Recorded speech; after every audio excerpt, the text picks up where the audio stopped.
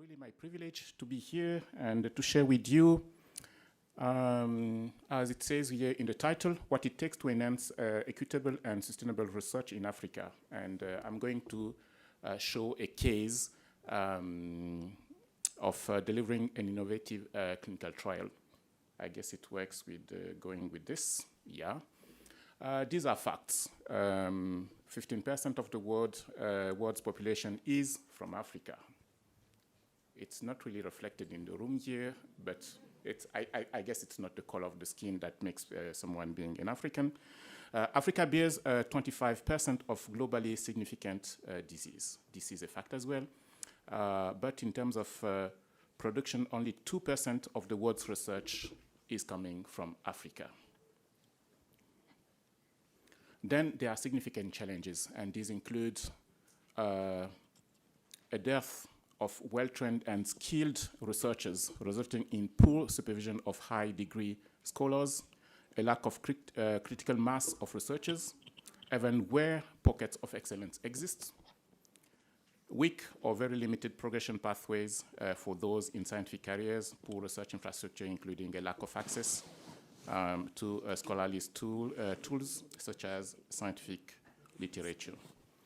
So in that context, there are these two consortia that have been already introduced, the PAMAfrica and the SINDOFO.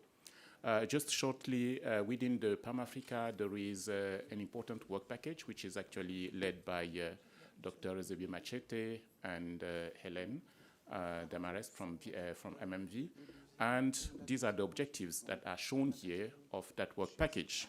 I can read here that it is to support clinical trial sites participating in work package 1 to work package 3, including training to build and strengthen clinical research capacities and infrastructure at key selected sites across Africa.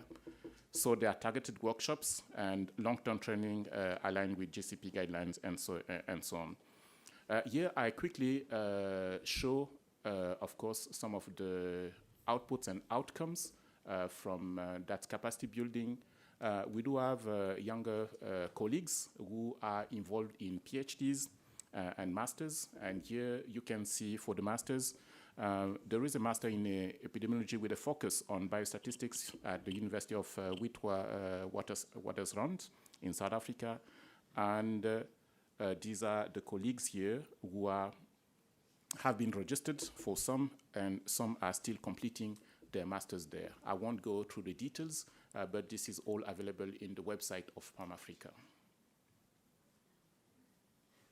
And here, of course, there is a university in South Africa, but as well, some of the colleagues are being trained at the Makerere University in that program, the colleagues from Uganda. I think this is as well good in terms of capacity building, then, because this is not only the training of these fellows, but as well, it is bringing something to these universities being involved. In terms of PhD candidates, that's the same. We do have here the candidates that are listed. Victor coming from Uganda, Nahum coming from Burkina Faso, Francis coming from Burkina Faso as well, because we do have 2 sites in Burkina Faso, Emma Gladys coming from Gabon, and Abel coming from Mozambique. Most of them are registered at the University of Tübingen in Germany. Abel is registered at the University of Barcelona in Spain. And then there are all the courses that are made within this consortium, and the courses are listed here. I can quickly read some of them. There are GCP, GCLP, GCP again, and quality management system. I can tell you that myself, I took part to some of these trainings, and they were of very good quality, and yeah, I have to say that they built my own capacity, and then I'm sure that the younger colleagues benefited a lot. So next to that, there is the SINDOFO project, which has as well a strong capacity building aspect. Then this is led by CERMEL, myself, with Kike Bassat from East Global. And the objectives listed here to provide support, the same as it was with PAMAfrica, with the training staff and, of course, PhD and postdocs. And at the moment, outputs and outcomes, we do have the colleagues. Here in this slide, something that I would like to stress on is that the 4 colleagues that you see here, 3 are PIs, and among the PIs, we do have 2 ladies, the 2 young ladies that are sitting here that will be talking sometime after me. And there are 3 ladies on this slide. This is as well to show how in building the capacity we are empowering as well women, particularly coming from Africa. And again, there have been some courses that were provided within the SINDOFO, and these are the courses: leadership and management training, introduction to clinical trials, some online courses on grant writing, project management, and GCP training. These were the courses delivered during the period from 2020 to 2023, and still there is another program coming for the year 2024 until the end of the program. Here it is one of the pictures of a training that was done in Lambaréné, Gabon, and that was the training on an introduction to clinical trials. Very good feedback from the people who took part to that training, and it is a training that will go on then for all the other sites in Africa involved. Next to the training short courses, within all the consortia, there is actually an aspect with infrastructure upgrades. This goes with basic equipment for the trials. Of course, vehicles. This is very important for the logistics, having the vehicles to transport the participants, but as well the site staff. Site refurbishment. This is applicable for CERMEL, but it is as well the same for all the other sites involved in Burkina Faso, that the same equipment, biochemistry, and so on.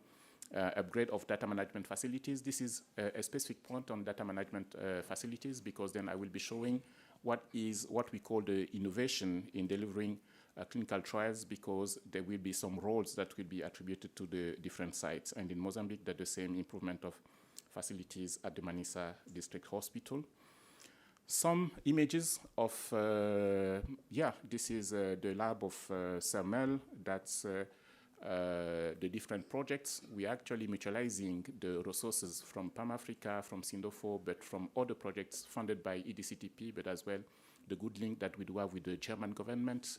A lot of these resources have allowed us to have these working space that you can see here, which if one doesn't tell you, you can believe that you are in settings like it will be in Europe, but this is in Gabon.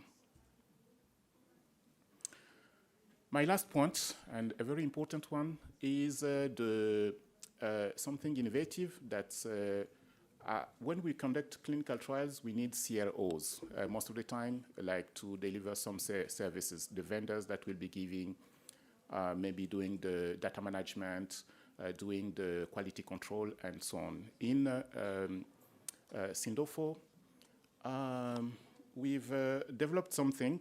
Normally, the sponsor is now Zydus, which is an Indian company, pharmaceutical company, and that company is developing the ZY19489 compound, along with ferroquine. And with the role that they could play, it was limited, and with the grant that we have, we thought, okay, we're going to reduce the cost, but by reducing the cost, give more responsibilities to the African sites. And the African sites, of course, they are recruiting the participants, but we don't limit them to that role of recruiting the participants. Then they can be more active.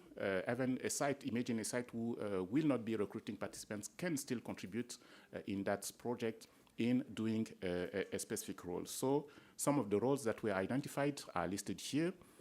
I take the example of the Strathmore University informed consent, like in the different trials that we do. So the Strathmore University is developing the informed consent. Something that we've been discussing during the last days is then, like, we will have to assess at some point the difference between sponsors deliver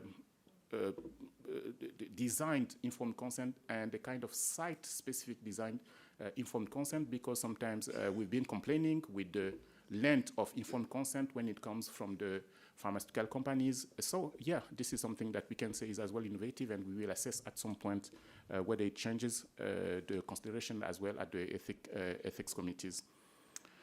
Of course, there are responsibilities that still go to Zydus, the Indian company. To the site, we will see, okay, submission, this is mostly done by the sites, but something important here is, let's say, the pharmacodynamic sample analysis that will be centralized. So CERMEL will act as a central laboratory, so receiving all the samples for molecular biology from all the sites in Africa, Burkina Faso, Kenya, Mozambique. They will be centralized in, at CERMEL. So this will be a new capacity, and then CERMEL can claim after that project for future projects that, yeah, it is something that they've been doing already, and they can certainly do.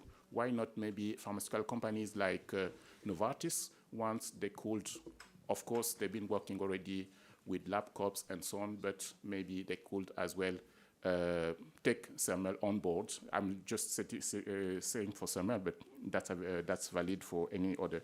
That's the same for the slide reading. This is actually centralized at CISM in Mozambique. And the last thing is the data management that is centralized in Burkina Faso. Burkina Faso will be doing, developing the database, providing the data management training, and following all, getting the data, and at the end, organizing the data analysis. We believe that this is really innovative, and these are new roles that will be given to African sites, and so that research centers will develop other capacities, not only recruiting participants. And the few slides that I'm showing now are, of course, the capacities that we've been building. Of course, it was already there. We've upgraded. Here we see the molecular lab at CERMEL, still the molecular lab at CERMEL that will serve for that project. Again, the molecular lab. And yeah, here we do have the space in Burkina Faso where we do the data management. Burkina Faso will be already supporting the first part of the project, which is the Zypher-1 that we aim to start during the first trimester of the next year. Again, Burkina Faso, some IT development, improvement, and so on. I finish with this slide by reading this. These are words that I actually took from a previous slide that was supposed to be presented by Professor Charles Mgone. The EDCTP capacity development model, capacity building should be comprehensive and holistic to allow local ownership and full and equitable participation from the South.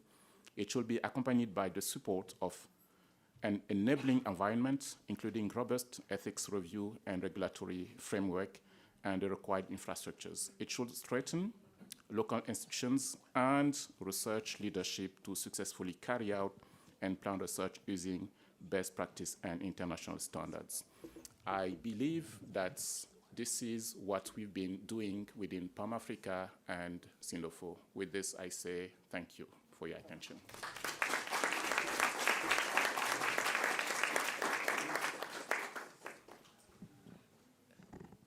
Thank you, Professor Ghyslain, for sharing with us how is your vision to build capacity in research center in Africa.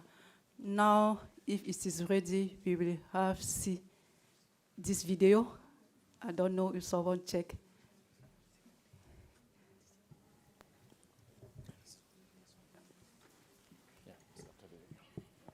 Professor Charles, thank you for joining us today.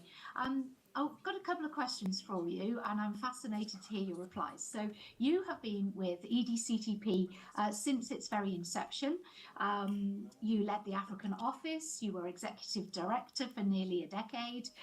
Could you tell us why EDCTP1 was so necessary to the research community at that time? And what was it like practicing before EDCTP1? What chief issues was it set up to solve at the time?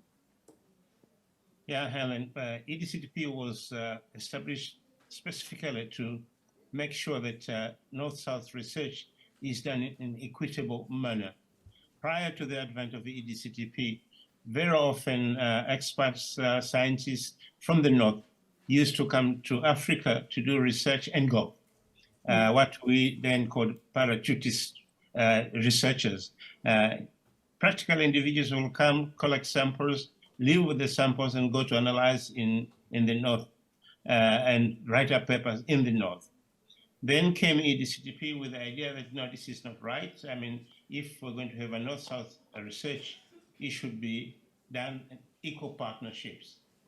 But equal partnerships, of course, was very difficult because the northern partners were more equipped in terms of capacity, in terms of funding, and quite often will have an idea, I want to do this, and then come to South, find a partner who is really a recipient rather than an equal participant in the research. So this is what, that was one of the things that EDCTP, right from the beginning set out to correct, that the partnership should be genuinely equal, which means the southern partner should have the same capacity as the northern partner. When it comes to do a collaborative work, they should be involved right from the beginning in designing the research project, in doing the research project, in analysis, and the final publication. But all along, also, they're the ones who know where are the areas that require, what are the priority areas that require research, since they know the disease burden of Africa more than the northern partners. Thank you, Prof. Eusebio. Yes, thank you, Helen. Professor Charles, this is always a pleasure to talk with you. And going to the discussion today, I mean, the EDCTP has been a long way life of investigators and partnership from the North Africa. For us as a researchers at that time, I mean, the curiosity was always around what could be the principle that could be guiding the EDCTP to go through all these challenges. Second, what could be the perception from the funders, specifically for the North, as you mentioned, to investing in research and specifically research in Africa? Because, you know, the investment in research is investing in development. So do they think that they are really investing to develop Africa in science? Yeah, that's a problem because, I mean, people funding research wanted value for money. And the quickest way of doing that is to go for efficiency, to go for excellence. In the past, what used to happen is that, okay, a center like yours, Manisa, which was very good, was the one that will receive funding because they are likely to be able to do the work correctly and properly to get good results. In other words, even if an area where there is disease, but there is poor capacity, no research will take place there. In other words, as I said earlier on, capacity building was not thought to be cost effective. It was not thought to be sexy, the right thing to do. So that is one of the problems that, to go to the other extreme, even the ethics and regulatory environment, where it was poor, weak, or non-existent, funders wouldn't go to do research there. They will want to go to do research where they can be sure that the ethics committee will be able to do the oversight.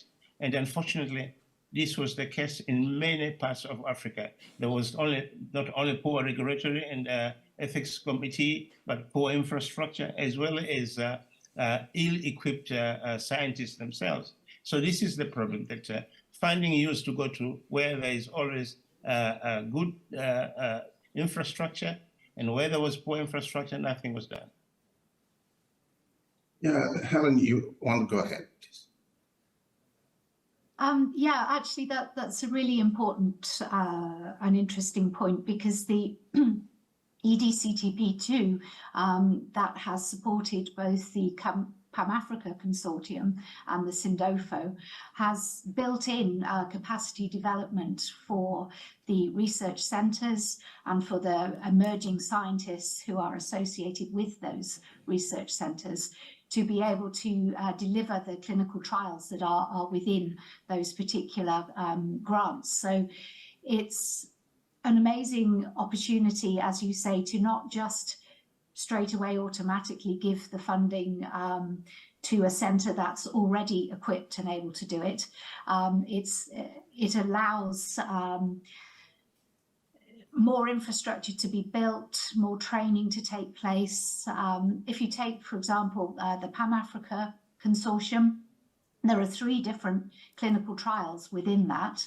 And we have 5 different African partners, all of whom are benefiting from research capability strengthening through PhDs, through MScs.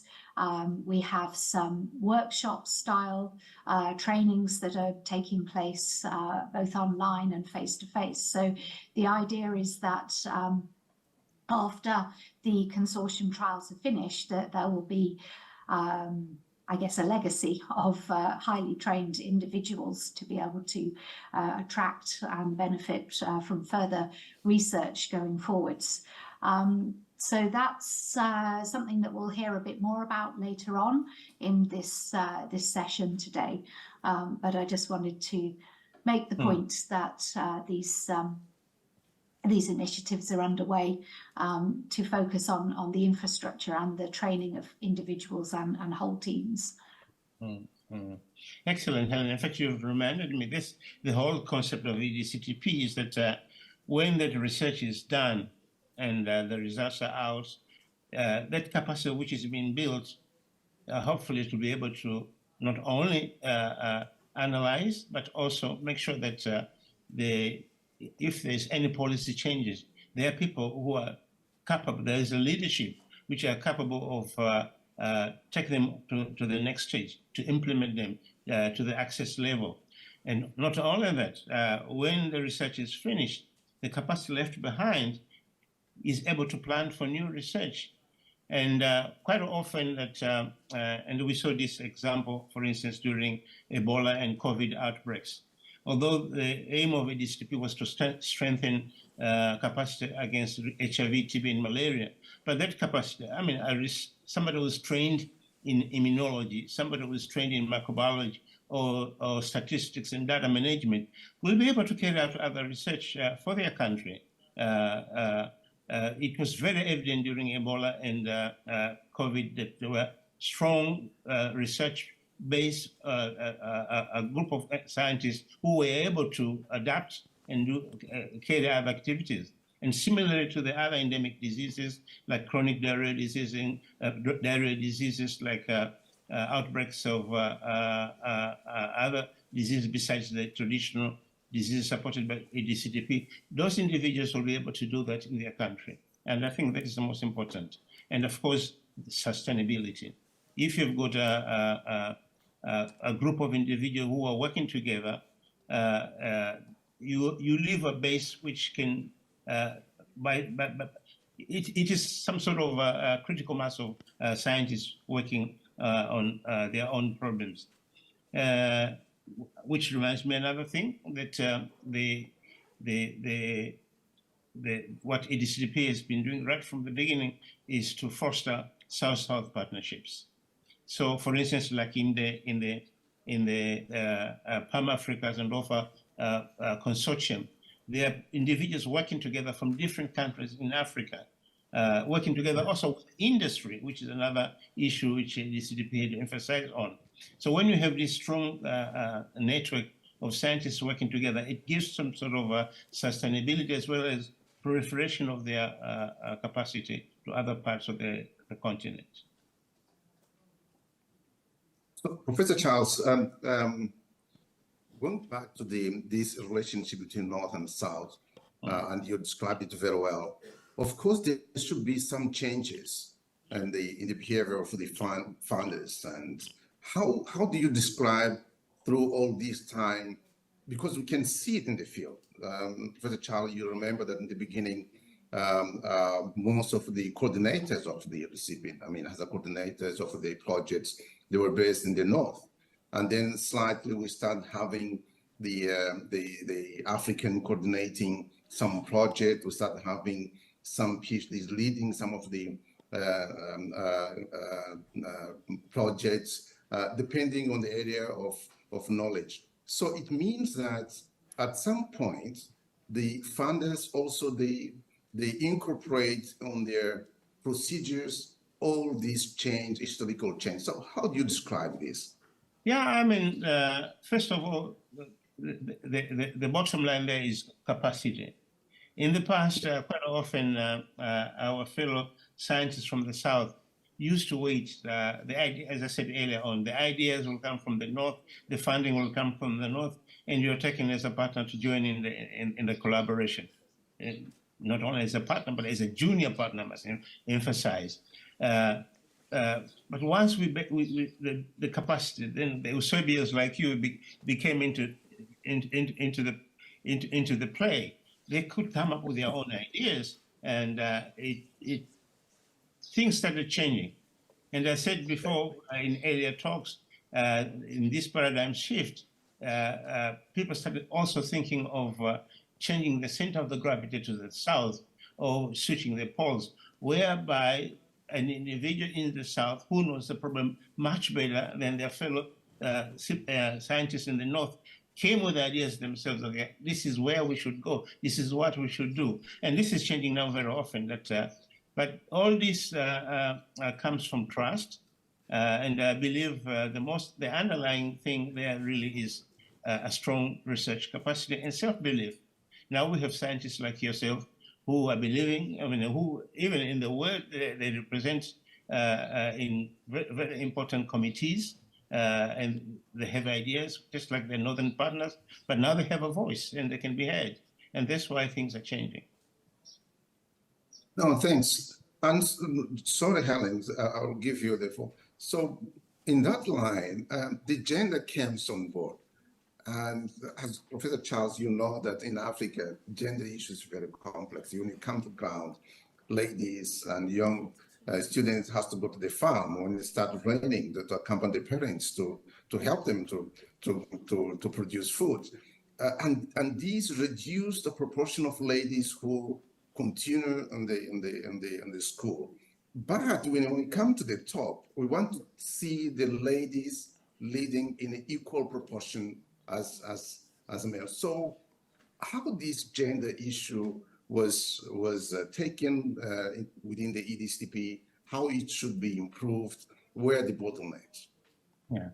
First of all, we must remember, this is not confined to the African setting or the low and middle income countries only. Even in the North, frankly speaking, if you look at the scientists, the higher you go in the hierarchy, the more male dominance you see. So this is a general problem. But of course, this is more acute in Africa because of some of the reasons we mentioned, male preference in parenthood, male preference in the way the governments and the people work. But I'm happy to say that EDCTP, right from the beginning, had applied a gender lens throughout. For instance, some of the KPIs, some of the indicators we normally access is how many publications are done by a female sex, how many scientists, how many research projects are led by the female gender, and so forth. So, and I think this is where we should continue working on. And if I have to plead to the community, the scientific community, the science leaders in the South, this is what they should keep on preaching all the time, because our governments always need to remind it. We should keep on talking about this, and this stems from right from the beginning. In terms of science education, there should be proactive recruiting of girls in science subjects, the so-called STEM subjects. And this is happening already in some parts of Africa, but I would like this to be really taken more seriously.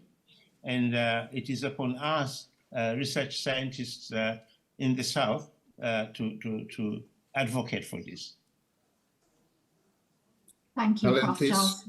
Yeah, something very close to my heart, obviously, as a female scientist myself. But we're actually very lucky. Later in this symposium, we're going to hear from 2 female African scientists who are stepping into leadership positions. So it will be very interesting indeed to hear about their journey and the challenges and the support that they've received along their way. So we'll come back to them later, but Prof, I want to make the most of our time with you this morning. And I want you to imagine just for a moment that we're in, let's say, 2030, the year 2030.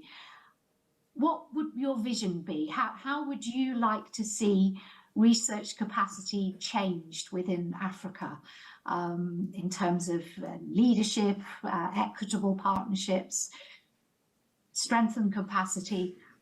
If you could give us just a few thoughts of your vision for where we'll be then.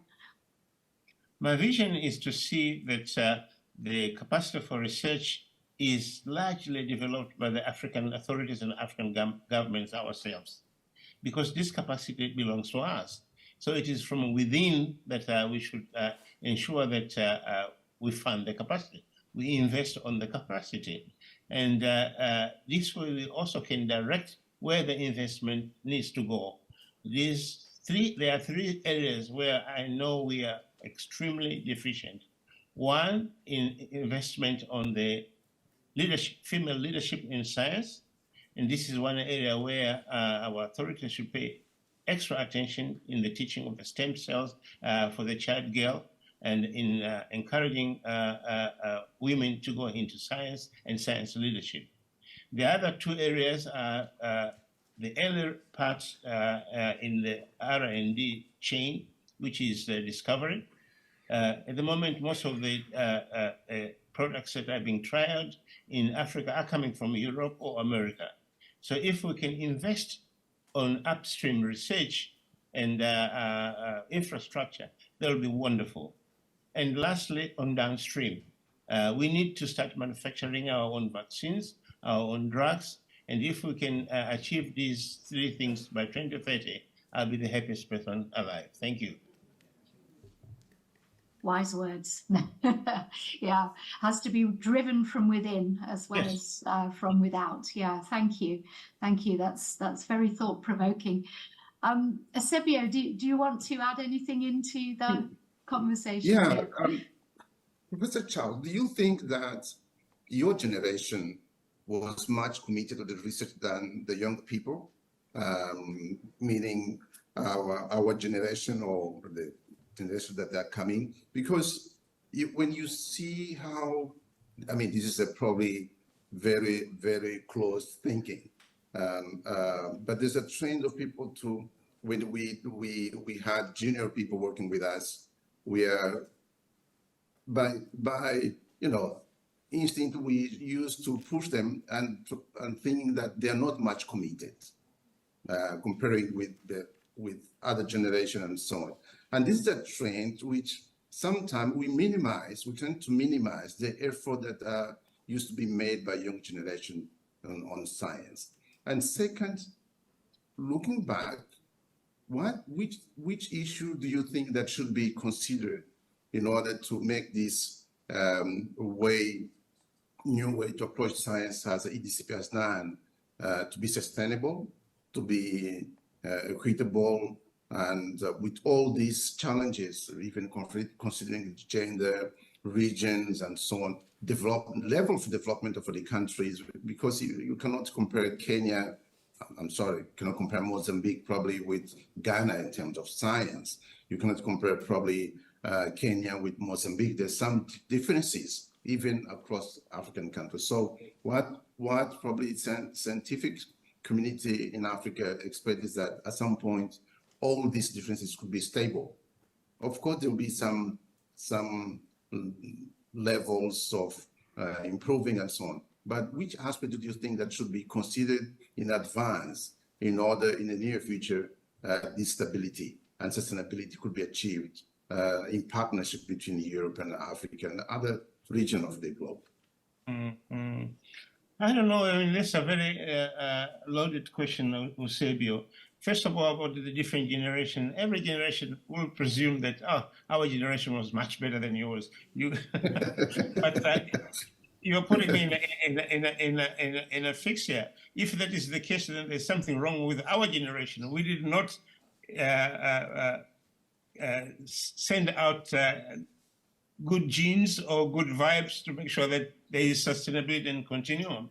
No, but I believe actually the current generation is much better because they are more equipped. I mean, we've got better infrastructure, we've got better networking and so forth. So they should be better than the previous generation for sure. But the question about dedication and all that is upon us now, the senior people who are going away, to ensure that those who are leaving behind, they have the same, because when sometimes you have things easier, you become lazy, but I hope this is not going to be the case. So, I mean, it's like if your father had a farm and he left you a farm, you should do much better as a farmer than when there was no land at all. So it should be the other way around. As to the question of African involvement, also there should be a political will. There have been a few coming from here and there about having general funds for research in Africa and so forth, or even national funds. I've mentioned in the slides there that, among other things, we should start now advocating strongly for research councils in Africa, so that, I mean, we fund our research, we fund capacity development, we build up the agenda for the research and so forth. I think this is already happening. We have some also even North-South cooperation in forming these research councils. But as I said before, the cry should come from within. It is from Africa that we should come up with the way forward for this. Yeah. Helen, you want to come in? I honestly don't think we can top what Prof has just said there. It has to come from within. I think those are very good closing thoughts to finish with, and allow us to move on and hear from some other colleagues involved with PAMAfrica and SINDOFO on their experiences of capacity development. Thank you, Professor Charles. Thank you very much, Ellen. Thank you very much. Okay, finally it works, at least. So thank you very much for using your time to listen to this video. Now we're going to prepare two of our colleagues that will be talking, representing also the gender equity that is always in place within the PAMAfrican and SINDOFO. But before that, I will give the floor for questions, comments. Helen, you'll join us for... Just to maximize the time. Okay, okay. Great. Okay, so allow me to introduce my colleagues. We have two very powerful colleagues coming for our projects that we'll be talking today.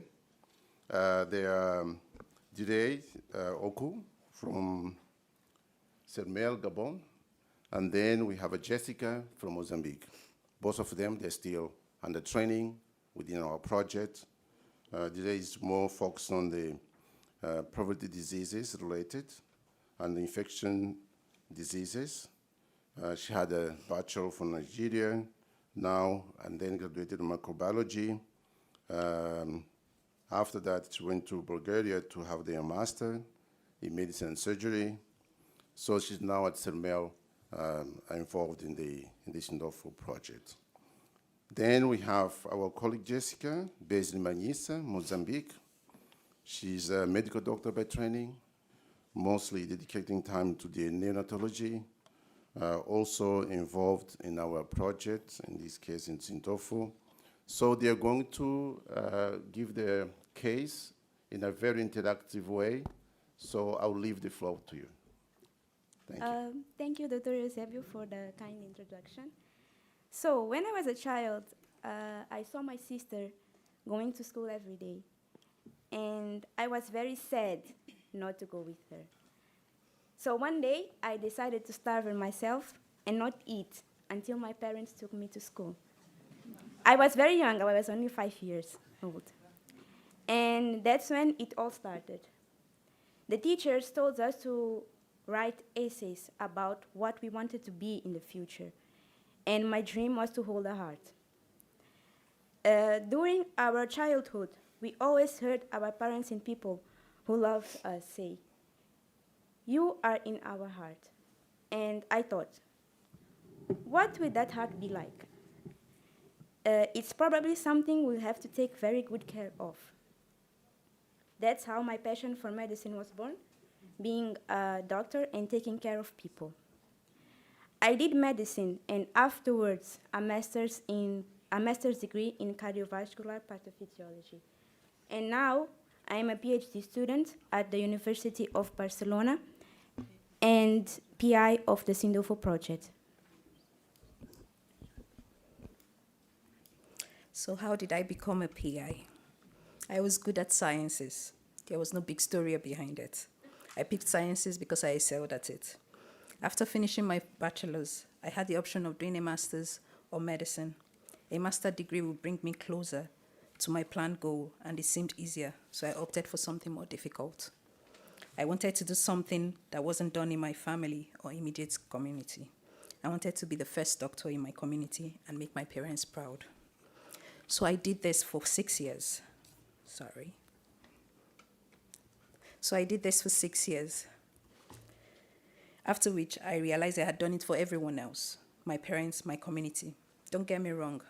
There is nothing wrong with living your life in service to others. I was going to specialize in cardiology, but first I wanted to try research for a year. Well, a year became 4 years. I loved it so much. I started doing it for me. I love the versatility in research that you never really know everything and you're always learning. Yes, this is the case also for medicine. But I thought with research it was more challenging for me. In research, I was fulfilling so many roles. I get to be a physician, a community advocate, a coordinator, a student, a teacher, a pharmacist, a quality assurance personnel, and best of all, a traveler. I get to combine all the best things, or the best parts of the things I love to do, and I do it daily. Now you know a bit about us and how we got to be here. It may seem pretty straightforward, but we had to overcome some challenges and we had some hurdles to get over. After talking, we decided to highlight the biggest challenges we had to overcome. So we had the organizational, culture, and institutional policies and practices. There's the leaky pipeline effect that was described in UNESCO in 2019, where 53% of females who did their bachelor's proceeded to do their master's. Out of these 53%, only 43 of them did PhD. And out of the 43% of female PhD graduates, only 28% of them went further into female research as female researchers. Why would this be the case? Could it be because of discriminatory recruitment biases, or because they decided to do something different other than research? Jessica, what other challenges? So, like Dearie said, it may sound perfect, but there were certain challenges. We live in a society where women are raised to be homemakers, and thus they play a central role in their families as a wife and or as a mother. The responsibility to take care and cater for the needs of the immediate and extended family, the children, husband, and elderly, is time-consuming and leaves little time to address research career advancement needs, including multiple opportunities for travel and collaborations, networking, and capacity building.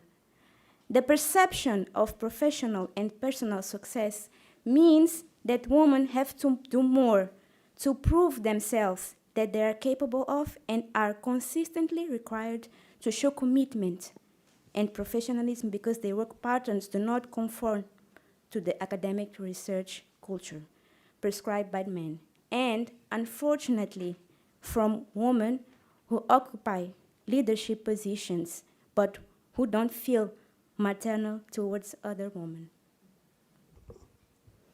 So In order for women to effectively progress in research, they had to come up with resilient strategies. Some opt to work at night after finishing their household chores. Others work at their own pace, which often lead to delay in career progression when compared with their male colleagues. Some women chose polygamous homes to share responsibility with other female in the family front so they could focus on research. The summary of this resilience strategy was centered in sacrifice.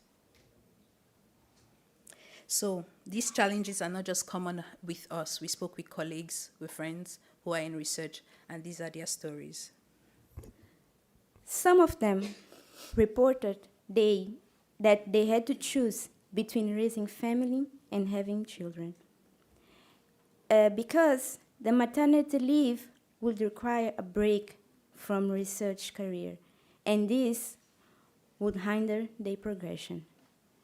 Others reported that not being married or having children was the same as not holding leadership positions because it didn't convey enough maturity.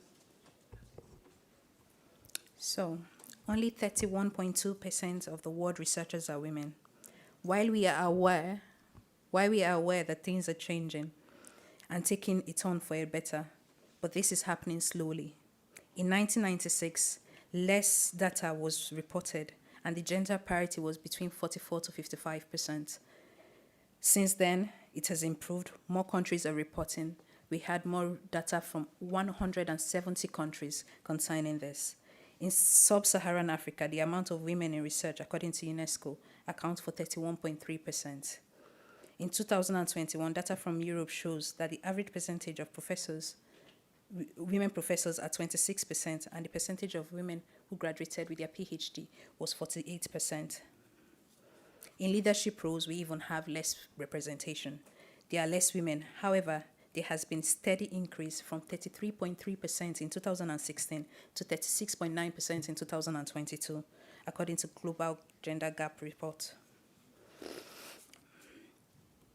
So we have shared our challenges, and we thought it would be nice to offer some solutions, which we believe will make things better. So these are the things I wish I had known.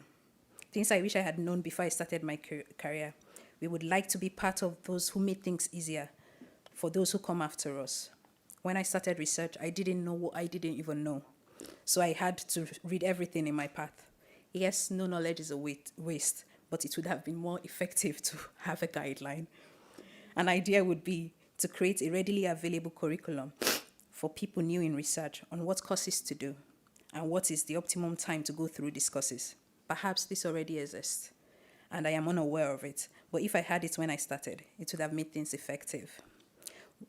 To create a platform for women in science for shared experiences. While it is wise to learn everything by experience, it is wiser to learn from others' experiences. There is not enough time to learn everything in life by trial and error. So a platform for women in science to share their real-life experiences, their lessons learned, and the tools they use to cope would be very useful for the younger next generation. Thirdly, an open mentorship program. Empowered people should empower others. There should be mentorship programs that provide young female researchers with role models who would help them navigate their careers. A study showed that women exposed to female role models had increased positive attitude, self-efficiency, and a deeper connection to their discipline of choice. Lastly, mental health care. There are different support systems in place to help working moms in the North, but not so much in the South. There should be provision of crèche in research institutions, longer maternity and paternity leave, lactation rooms for new mothers. Recently, Jessica and I went to Strathmore Business School, and we were very happy to find out that they had lactation rooms because we had discussed how she had to go to a bathroom every time she needed to pump. So we need some days for home office and some free therapy session. Mental health is not something that is often talked about in Africa community. Meanwhile, the African Women Developmental Fund reported 73 million African women are affected with mental health conditions. In 2022, WHO reported more than 116 million people worldwide are estimated to be living with mental health conditions, and this is even before the pandemic. So what's next? What can be improved? Like Professor Charles said, female leadership in science, improve female leadership in science, upstream research and infrastructure, and local manufacturing of medicines and vaccines. So this can lead to more and equal job opportunities to female researchers. Things are changing. As we can saw yesterday, Professor Kogi Naidu won an Outstanding Female Scientist Prize. This is inspiring to us, and we believe other female researchers who would see this win. As we can see, these are daughters, sisters, mothers, wives, and beside all of that, female researchers. Like Ferguson Sterry says, that acknowledges that women's career advancement in any organization is influenced by societal and systematic factors, and that cultural and social attitudes toward gender responsibilities influences perceptions of job roles and responsibilities. I personally found that I would be a mother in the start of my career, my research career, and I felt and feel that things are really changing. I had and have the support of my bosses, who are males, my colleagues, and my family. And this encouraged me to stay steady in my course. We cannot fail to acknowledge how far we have come. However, with the call for gender balance also brings the importance for providing the right training that puts into context the role of a woman in her home and community, not just her workplace.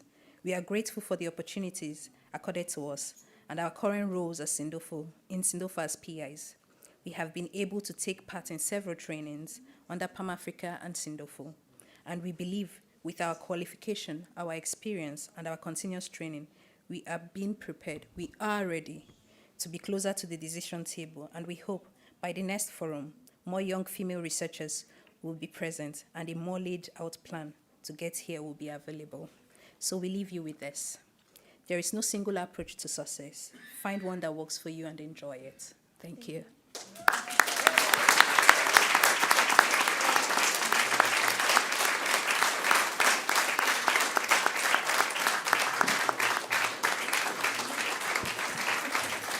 Well done. Well done.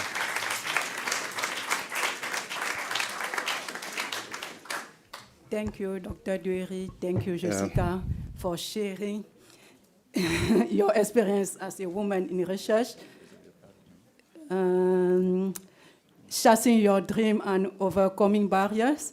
And also thank you to remind us that the things are changing, but you still need to accelerate this change. Eusebio, you have the floor is to you. Thank you very much. This was, personally, I was under emotion, so thank you very much for the presentation.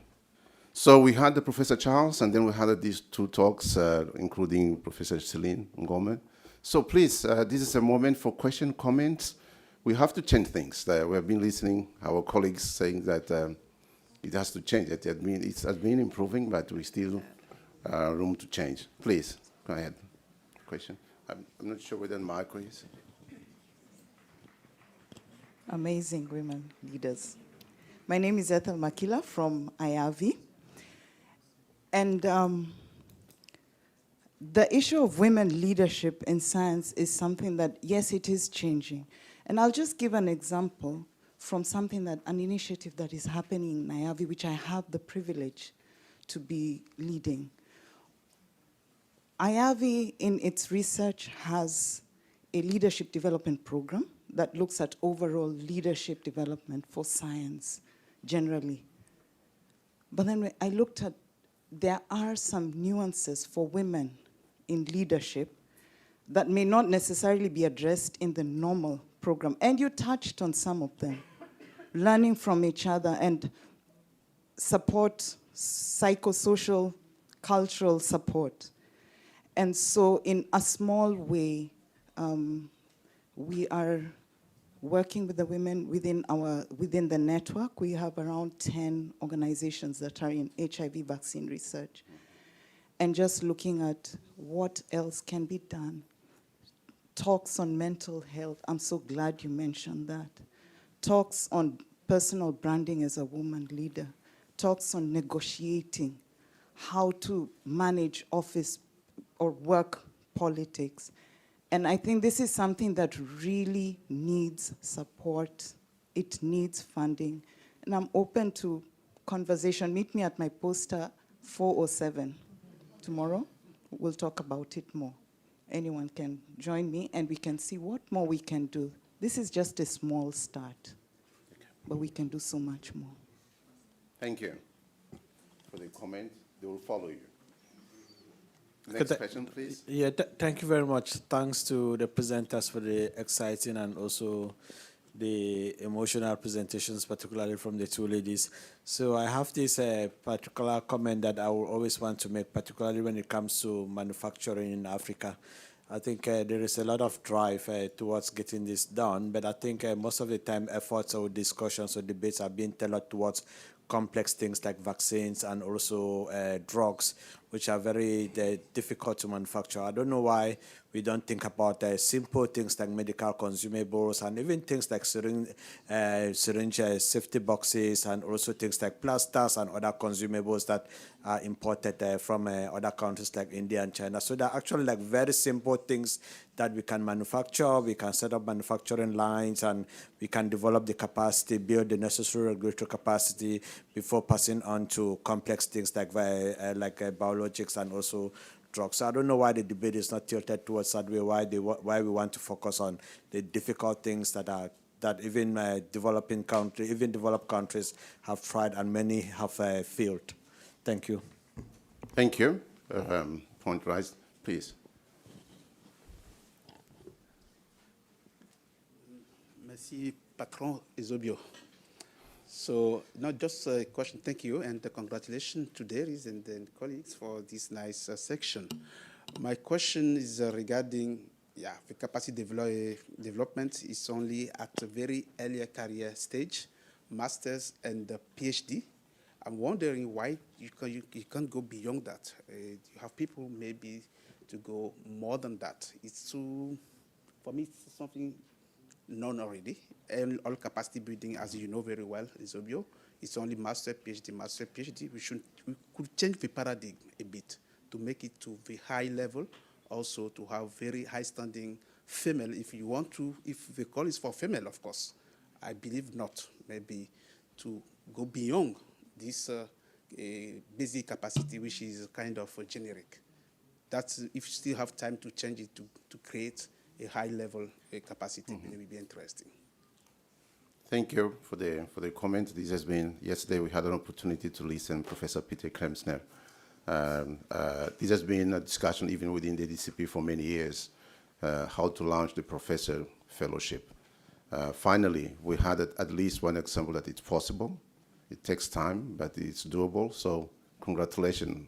Probably we will follow that. Thank you. Yeah. Thank you. That is a really interesting point, that last thing that was raised there. I would just say that for me personally, but also within these two grant consortium, we also have the workshop type training that was specifically designed to be able to reach a wider team than, say, just our PhD students and our MScs, so that, science is bigger than the leaders. It involves everybody, and I think courses such as the management and leadership training that I know happened recently, scientific writing courses, these are geared at a wider demographic, and that, I hope, helps to bring a bit more sustainability to career progression as well as just getting the academic qualifications. But I hear you, and it's very important that those career pathways are available for people, perhaps wider than in the clinic and in the lab, but across the whole ecosystem of science to support the whole research infrastructure and science in Africa. Thank you. Good question. So before we, I don't see any other hands, so, okay, please, Dave. Yeah, just a little comment. I would like to call upon all the slightly older people than the rest of us here, all the leaders, to also consider making some space for the female leaders of the future. So maybe we should consider stepping back at an earlier age. Okay, so any other hands? Okay, Veronica Lab from the University of Yaoundé, a Canton partner, raising gender issue as something that really should be very important is by EDCTP. I think it's really real. When you consider our African context. So I want to thank EDCTP and all the partners for Canton, UKT, CERMEL and so on, who worked every day so that gender should be taken into account, should be strengthened during our training, capacity and so on, to make them be more strengthened, more capacitated through their PhD program and so on is really grateful and I really appreciate. But I think we still have more to do. I thank these people, all have been done already, but I think we still have maybe to make sure that maybe some of the funders who are around maybe address their calls and put gender in the center of this call. I don't know how they are going to do that, but maybe creating some calls specifically for gender. Why not prize? Give prize for scientists, gender, female scientists who are in the different countries who have really have been really performing very good in their research and so on. That is very important also. Thank you very much. Thank you very much for the comments. So I think we have one hand here and another one. So women are talking. I don't know if it's okay. Bernard, probably you come up representing us. So. Thank you very much for giving me the opportunity. I'm Pauline Biachika. I'm from Makerere University in Uganda. I'm a professor of internal medicine. What I wanted to add is I appreciate all the challenges. They're real, and we have to work hard to overcome them. As a woman, I have faced many of them. But what I want to emphasize is that as we mentor the girls and the women, it's very, very important that we emphasize the issue of hard work and the issue of not entertaining mediocrity. Because some girls may take it for granted that because they are girls and we are mentoring and pushing for the female agenda, they will sail through. There is no shortcut. They have to work hard, they have to be excellent at what they do, and we have to preach that message to be as competitive as the boys. Thank you very much. Last comment over there. Okay, that will be the last one, and then I'll give the floor to my colleagues. Okay, thank you very much. Possibly, I'm not good at articulating gender issues. I think sometimes I know we talk about gender issues, but sometimes it gets a bit because I sit in a private university in Kenya, which takes the cream of the country. Strangely, for the last 11 years, at the graduation ceremonies, there are 10 awards. For the last 10 years, the boys only got 1 award, and that is on sports. All the 9 excellent awards goes to the ladies, and that is worrying us that where are the ladies going to get their husbands in the African context? So I think we also need to look at that, but I think one of the things that possibly I wanted to bring up is, which is what we need to look at is how EDCTP 3 is coming in. I'm still not seeing money from the African governments on the table. This should be the next 20 years. How are we going to make this work? And I think it might start with those of us who have gray hair in Africa. Can we start providing grants locally? I challenged a few of my pediatrician colleagues in Kenya. And from next year, through our center, which is created at Strathmore University, we are going to start funding nominally 3 awards for young pediatricians and we hope to build them possibly, is starting at around a very modest figure of around, we are going to start off with $10,000, but we want to build this every year because we are not going to convince the Kenyan rich boys to put their money in research if those of us who are working there are not putting the money. And that is my challenge to my colleagues, the boys of my age in Africa. Can we get the African money on the table? And the ball starts with us. Let's not look from out. Let's start from within. And if by 20 years we can show that we can get money from Africa, I think that's when we will be moving towards scientific independence. And the time is now.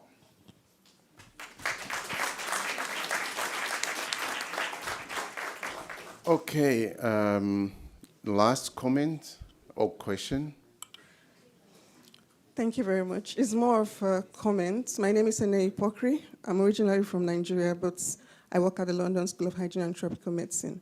So late last year, in partnership with the TDR Global, WHO TDR Global, we put together a practical guide on mentorship. This is looking at institutionalizing research mentorship in low and middle income countries. And we're trying to field test that guide now, and we found some areas are lacking, particularly in supporting young female researchers to reach their goal. So we're coming in from the place of mentorship. How can we provide mentorship for these young female early career researchers to carry on with their careers and sort of advance to the peak? So that is what we are trying to do now. And it's very interesting to hear from Dearie and Jessica sharing their experiences. A lot of all what they've shared also came up in a scoping review we are doing. So it'll be interesting to speak to you guys later. Probably we can capture a case study as part of the version 2.0 of the practical guide. Thank you. Thank you. So, yeah, there's the last one there. Always will be the last one, so don't worry. My sincere apologies. No. My name is Christine Navidio, and I work for PATH. And when I don't work for PATH, I'm at EDCTP as the Vice Chair of the Stakeholders Forum. That's why I'm here. And I come here to speak and share my experience. Exactly 18 years ago, I was mentored by one Dr. Alex Coutinho.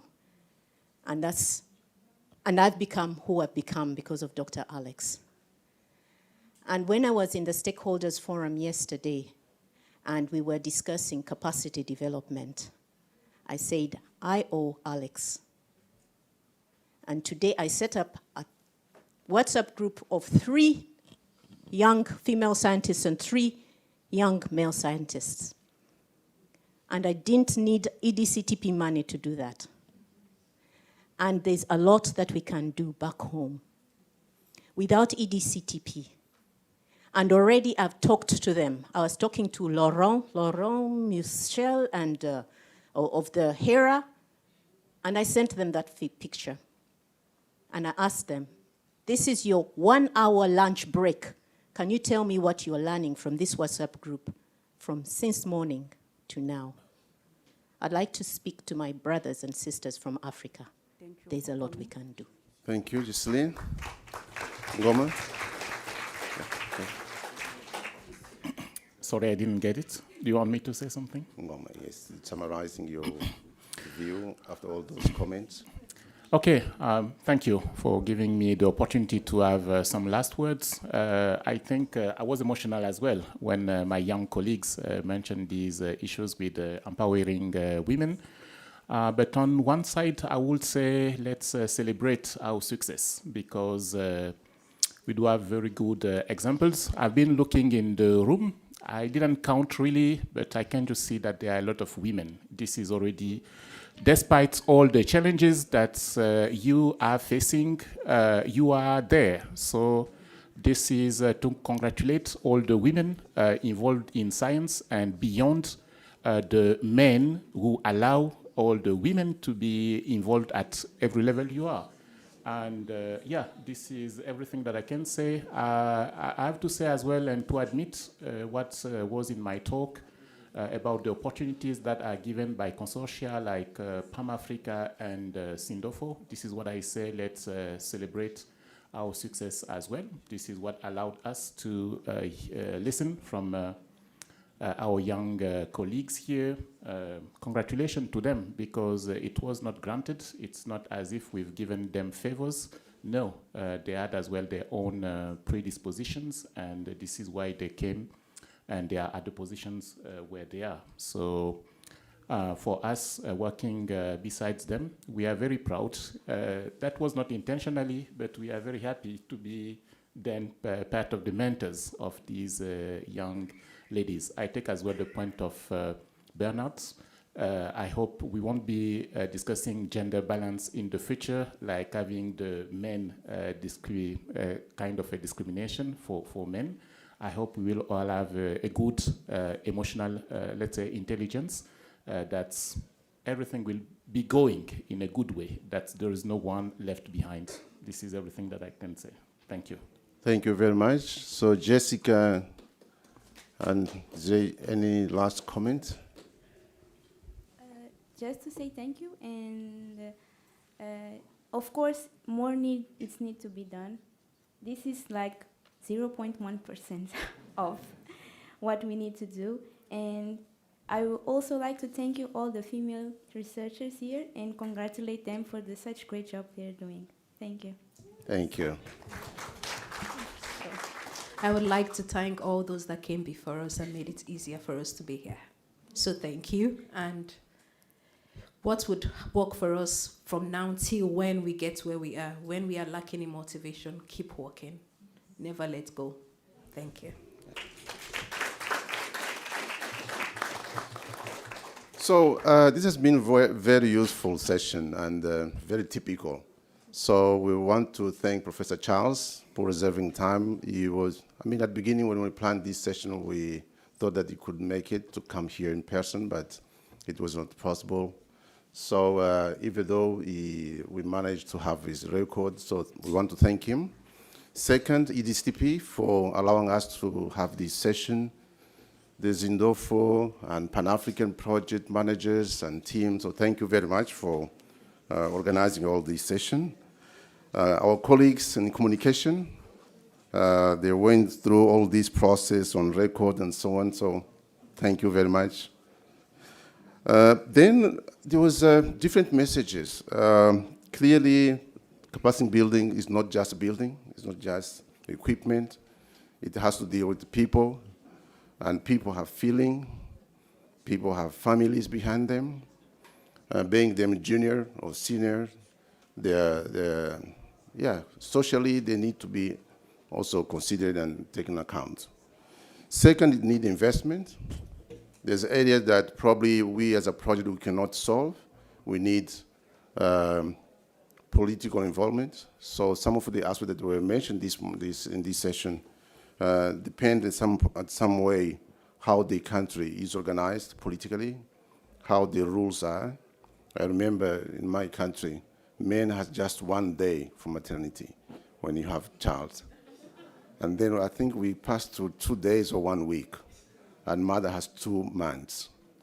So it's always a challenge for men. It's not just women who is facing that. So I think all of us were invited to, think on that. And mental health became the table. It's a very important area that we marginalize, and probably we don't putting it in our front.